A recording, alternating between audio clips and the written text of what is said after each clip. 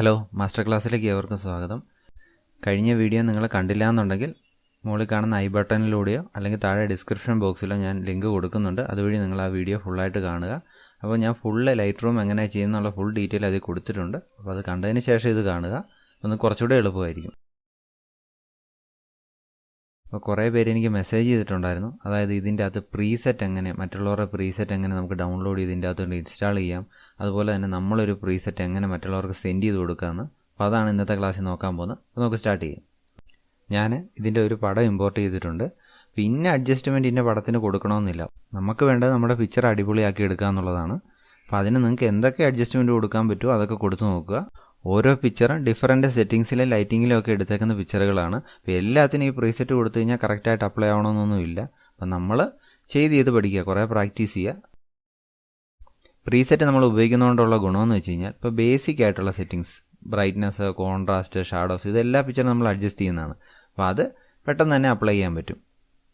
Preset കൊണ്ടുള്ള മറ്റൊരു ഗുണമെന്ന് വെച്ചാൽ നമ്മൾ ഒരേ സെറ്റിങ്സ് ഉപയോഗിച്ച് കുറേ പടം എടുക്കാമെന്നിരിക്കട്ടെ, നമ്മൾ ആ എടുത്ത പിക്ചറിൽ നിന്നും കുറേ ടൈം എടുത്ത് ഒരു പിക്ചർ മാത്രം അഡ്ജസ്റ്റ് ചെയ്തു. ഇനി ആ അഡ്ജസ്റ്റ് ചെയ്ത അതേ സെറ്റിങ്സ് ആണ് മറ്റുള്ള പിക്ചറുകൾക്കും കൊടുക്കേണ്ടതെങ്കിൽ അത് നമുക്ക് പ്രീസെറ്റ് ഉപയോഗിച്ച് ഈസി ആയിട്ട് തന്നെ അപ്ലൈ ചെയ്യാൻ പറ്റും. ഇങ്ങനെ ക്രിയേറ്റ് ചെയ്ത പ്രീസെറ്റ് നമ്മുടെ ഫ്രണ്ട്സിനൊക്കെ അയച്ചു കൊടുക്കാൻ പറ്റും. അതാണ് ഇതിൻ്റെ ഏറ്റവും വലിയ ഗുണമെന്ന് പറയുന്നത്.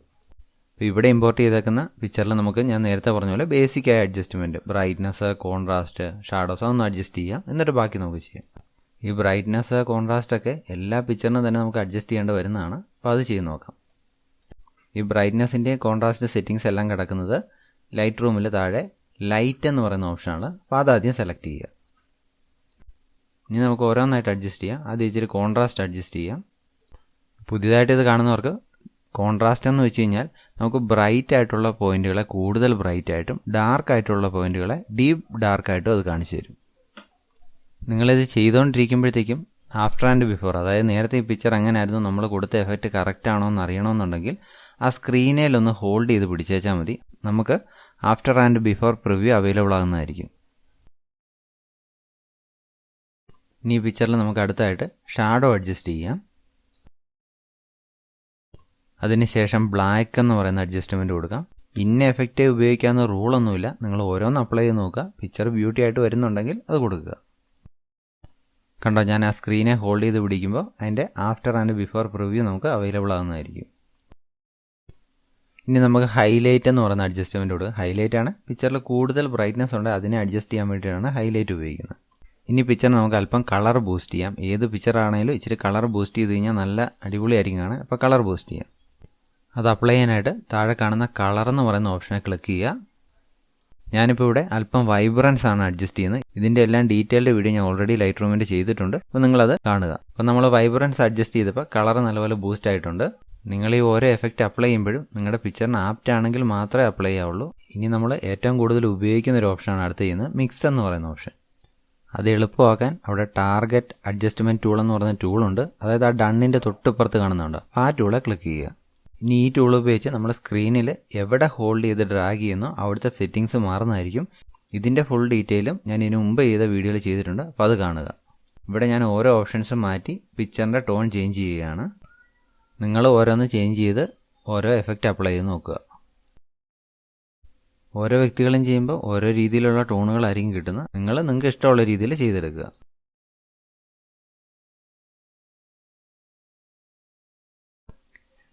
എഫക്റ്റ് അപ്ലൈ ചെയ്ത ശേഷം ആ ഡണ്ണിൽ ക്ലിക്ക് ചെയ്യുക. അതിനുശേഷം ആഫ്റ്റർ ആൻഡ് ബിഫോർ ഞാൻ നേരത്തെ പറഞ്ഞ സ്ക്രീനെ ഹോൾഡ് ചെയ്ത് പിടിച്ച് കഴിഞ്ഞാൽ കാണാൻ പറ്റുന്നതാണ്.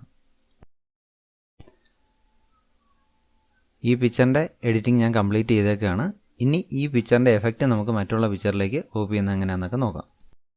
ഇത് ചെയ്യാനായിട്ട് ആ മുകളിൽ ടോപ്പ് റൈറ്റ് കോർണറിൽ കാണുന്ന ആ 3 ഡോട്ടിൽ അതേ ക്ലിക്ക് ചെയ്യുക.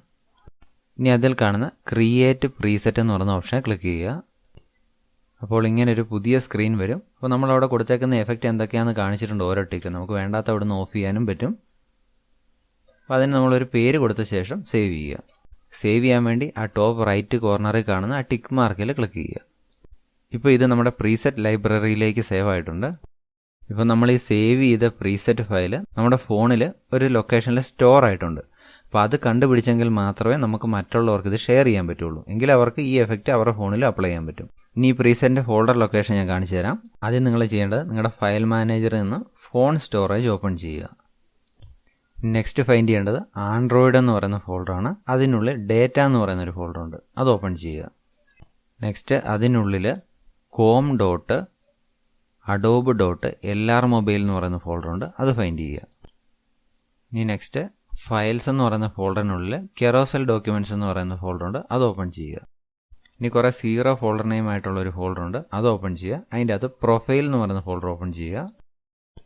ഇനി നെക്സ്റ്റ് സെറ്റിങ്സിൻ്റെ അകത്ത് യൂസർ സ്റ്റൈൽസ്, ഇതാണ് ആ ഫോൾഡർ ലൊക്കേഷൻ. ഇതിനുള്ളിൽ കാണുന്നതാണ് നിങ്ങളുടെ ആ പ്രീസെറ്റ് ഫയൽ. അതെങ്ങനെ കറക്റ്റായിട്ട് കണ്ടുപിടിക്കുമെന്ന് വെച്ച് കഴിഞ്ഞാൽ നിങ്ങൾ ആ ക്രിയേറ്റ് ചെയ്ത ടൈമില്ലേ, ഫോണിലെ സമയം ഒന്ന് നോക്കി വെച്ചാൽ മതി. അപ്പോൾ അവിടെ ഒരു ഫയൽ ക്രിയേറ്റ് ആയിട്ടുണ്ടായിരിക്കും ആ സമയത്ത് തന്നെ. അപ്പോൾ അതാണ് നിങ്ങൾ ലാസ്റ്റ് ക്രിയേറ്റ് ചെയ്ത ഫയൽ.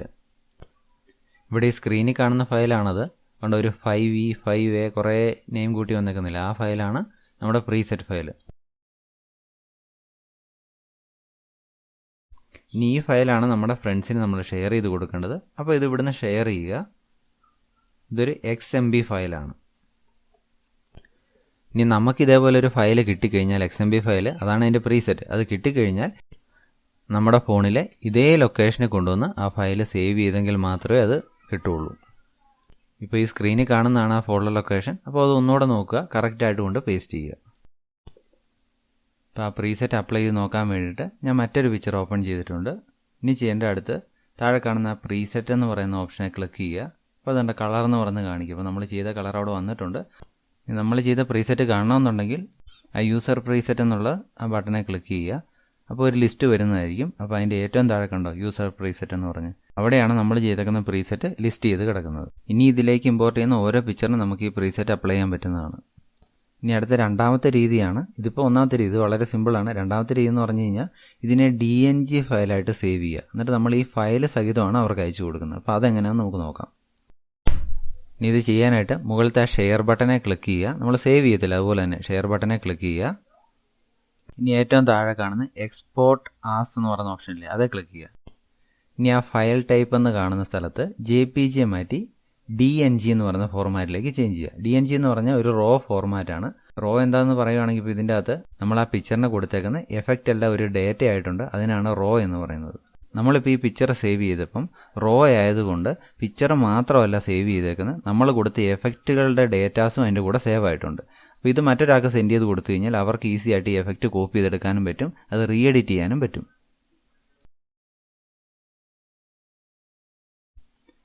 നമ്മൾ ഈ സേവ് ചെയ്ത ഫയൽ നമ്മുടെ ഫോൺ സ്റ്റോറേജിൽ പിക്ചേഴ്സിൻ്റെ അകത്ത് ലൈറ്റ് എന്ന് പറയുന്ന ഫോൾഡറിൽ സേവ് ആയിട്ടുണ്ട്. ഇത് നമ്മൾ മറ്റുള്ളവർക്ക് വാട്സപ്പിലും എല്ലാം സെൻഡ് ചെയ്ത് കൊടുക്കുക. അപ്പോൾ നമ്മുടെ ഈ DNG ഫോർമാറ്റ് അവരുടെ ഫോണിൽ അവർക്ക് ഓപ്പൺ ചെയ്തെടുക്കാൻ പറ്റും. അതിനുശേഷം മുകളിൽ കാണുന്ന 3 ഡോട്ടിൽ ക്ലിക്ക് ചെയ്യുക. ഇനി ആ കോപ്പി പ്രീസെറ്റ് എന്ന് പറയുന്ന ഓപ്ഷനെ ക്ലിക്ക് ചെയ്യുക. അപ്പോൾ ഇതിൻ്റെ അകത്ത് കൊടുത്തേക്കുന്ന പ്രീസെറ്റൊക്കെ നമുക്ക് കോപ്പി ചെയ്യാൻ പറ്റും. അത് ഓരോന്നിവിടെ കാണിച്ചു തരുന്നുണ്ട്, നമുക്ക് ആവശ്യമില്ലാത്ത അവിടെ നിന്ന് ഓഫ് ചെയ്യാനും പറ്റും. ഇനി മുകളിൽ കാണുന്ന ടിക്ക് മാർക്കയിൽ ക്ലിക്ക് ചെയ്യുക. അപ്പോൾ കണ്ടോ സെറ്റിങ്സ് കോപ്പിയുടെ എന്ന് പറഞ്ഞ് എഴുതി കാണിച്ചിട്ടുണ്ട്. ഇനി നമുക്കിത് മറ്റൊരു പിക്ചറിന് അപ്ലൈ ചെയ്യാം. ഞാനിപ്പോൾ വേറൊരു പിക്ചർ ഇവിടെ ഇമ്പോർട്ട് ചെയ്തിട്ടുണ്ട്. അപ്പോൾ നേരത്തെ ചെയ്ത പോലെ തന്നെ മുകളിൽ കാണുന്ന ആ 3 ഡോട്ടയിൽ ക്ലിക്ക് ചെയ്യുക. കണ്ടോ ഇവിടെ പേസ്റ്റ് സെറ്റിങ്സ് കണ്ടോ, അതേ ക്ലിക്ക് ചെയ്യുക. അപ്പോൾ നമ്മൾ നേരത്തെ കോപ്പി ചെയ്ത ആ പിക്ചറിൻ്റെ എല്ലാ സെറ്റിങ്സും ഇങ്ങോട്ട് പേസ്റ്റ് ആവുന്നതായിരിക്കും. ഇങ്ങനെയാണ് ലൈറ്റ് റൂമിലെ പ്രീസെറ്റ് മറ്റുള്ളവർക്ക് ഷെയർ ചെയ്യുന്നത്, നമ്മൾ ഡൗൺലോഡ് ചെയ്തെടുക്കുന്നത്. അപ്പോൾ നിങ്ങൾ ഏത് മെത്തേഡ് വേണമെങ്കിലും ഉപയോഗിക്കുക, ചെയ്ത് പഠിക്കുക. നിങ്ങൾക്ക് ഈ വീഡിയോ യൂസ്ഫുൾ ആകുന്നുണ്ടെങ്കിൽ നിങ്ങൾ താഴെ കമൻറ്റ് ചെയ്യുക. ഇനി കാണുന്നവർ സബ്സ്ക്രൈബ് ചെയ്തില്ല എന്നുണ്ടെങ്കിൽ സബ്സ്ക്രൈബ് ചെയ്യുക. നിങ്ങളുടെ ഫ്രണ്ട്സിന് ഷെയർ ചെയ്ത് കൊടുക്കുക, അവരോട് സബ്സ്ക്രൈബ് ചെയ്യാൻ പറയുക. നിങ്ങൾക്ക് ഇതിനെക്കുറിച്ച് കൂടുതൽ ഡൗട്ടുകൾ ഉണ്ടെങ്കിൽ ടെലിഗ്രാമിലൂടെയോ ഫേസ്ബുക്ക് പേജിലൂടെയോ എന്നെ കോൺടാക്റ്റ് ചെയ്യാൻ പറ്റുന്നതാണ്. Okay, thank